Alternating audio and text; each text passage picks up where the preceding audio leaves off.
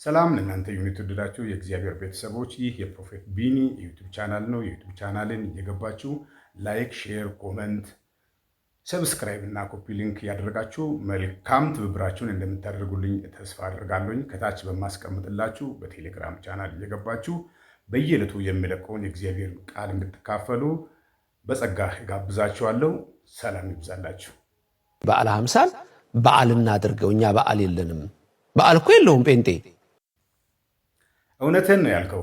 እኛ ጠዋት አስቀድሰን ማታ የምንረክስበት በዓል የለንም። ቀን ቆጥረን ከቀናት መካከል ለይተን የምንሰክርለት የምንጨፍርለት በዓል የለንም። እውነትህን ነው። እኛ በዓመት አንድ ጊዜ በዓመት ሁለት ጊዜ የምናከብረው የምናርድለት ደም የምናፈስለት ቀጠማ የምንጎዘጉዝለት ሻማ የምናበራለት በዓል የለንም። እውነትህን ነው። በአረቄ በውስኪ በጠላ በስካር በመዳራት የምናከብረው በዓል እኛ የለንም። እውነትህን ነው።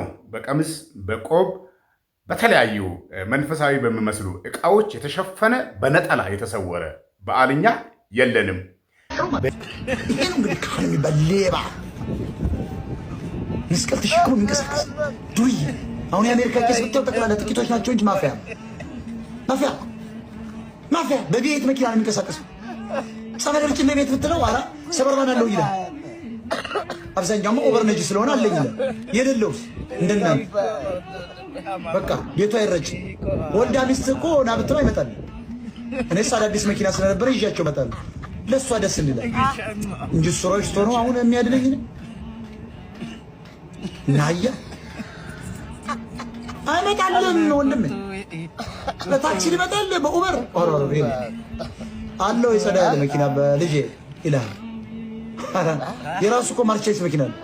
አይ እኔ መንዳት አልቻልኩም። ዛሬ የዛሬ ሳምንት ሌላ ይቀድመዋል። አየው እነዚህ እጃቸውን አለሰሰ የሚበሉ ካህናትን ከኛ ላይ ብናራግፋቸው ያም ቀርቶ በቤተ ክርስቲያን በምን በሰንበት ትምህርት ቤት ዳቦ ባንችል እንጀራ ባንወስድ ምግብ ባናዘጋጅ ሰባት ሰልስት እያል ባንጠራቸው ብናባረራቸው በራሳቸው ጊዜ እነዚህ ሙንዱማኖች እነዚህ ሰነፎች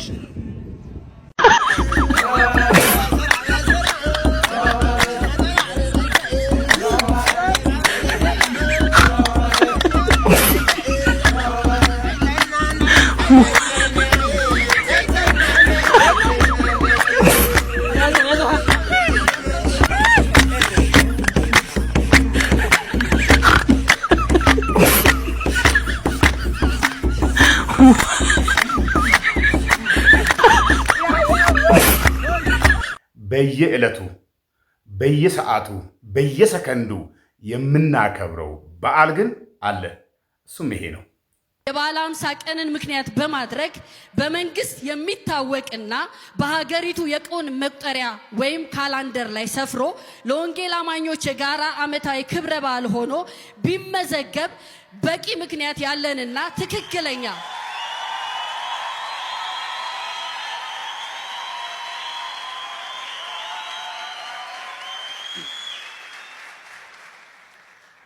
ቢመዘገብና ትክክለኛ መገለጫችን ነው ብለን እናምናለን። ይህን ቀን መታሰቢያ ያለው ማድረግ ለአሁኑ ትውልድ ታሪክ መስራት ሲሆን ኢየሱስ ጌታ ነው።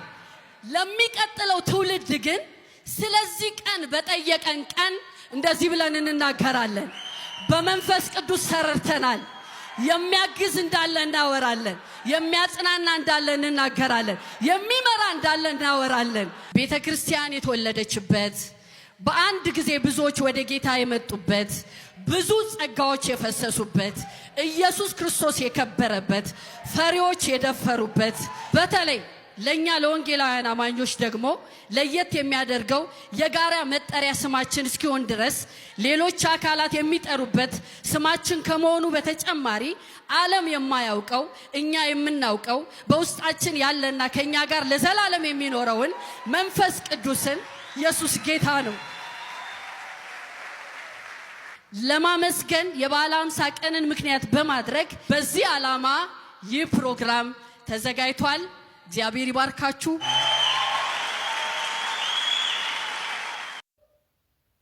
የእግዚአብሔር ቃል እንደዚህ ይነግረናል።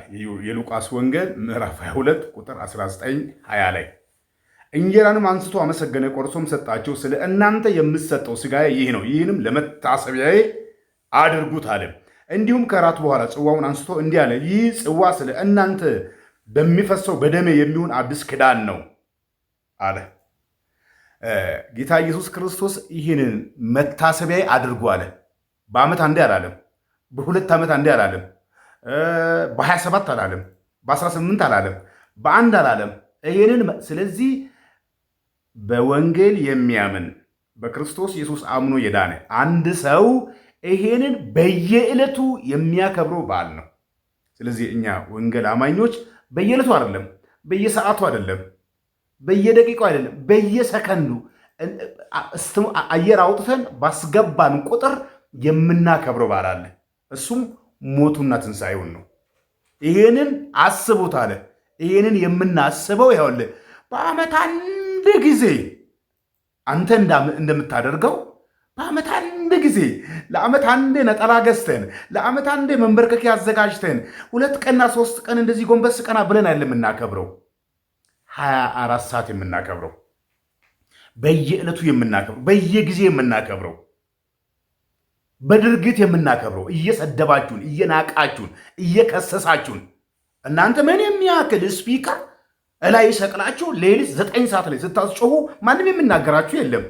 ግን አደባባይ ላይ ወጥተን ወንጌልን በተናገርን ኢየሱስ ያድናል፣ ለአንተ ነው የሞተልህ፣ ለአንቺ ነው የሞተልሽ ባልን ረበሻችሁ፣ ድምፃችሁ ረበሸን። እናንተ ውስጥ ያለው ጋንጮር የተንኮሻኮሸ በየዕለቱ የምናደርገው በዓል ነው። እኛ በየዕለቱ በዓል እናከብራለን።